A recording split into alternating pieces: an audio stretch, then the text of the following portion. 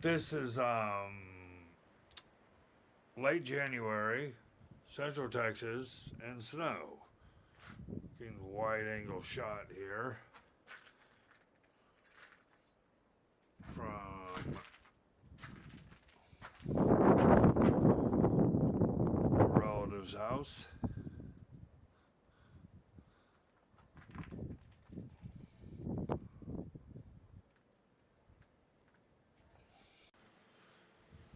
Here's some more snow. You can hear the crackling under my feet.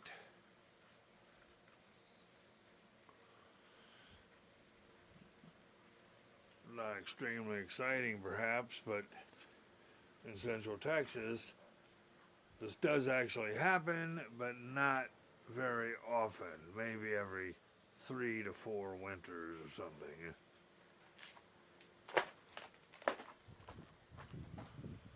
So I'm walking out. You can see the neighbors. It's not in the trees, really. I don't want to slip, so that's the green belt, neighbor's house. Very cold out too, definitely below freezing. It took until the end of January here to even really get cold, and then when it did, this happens.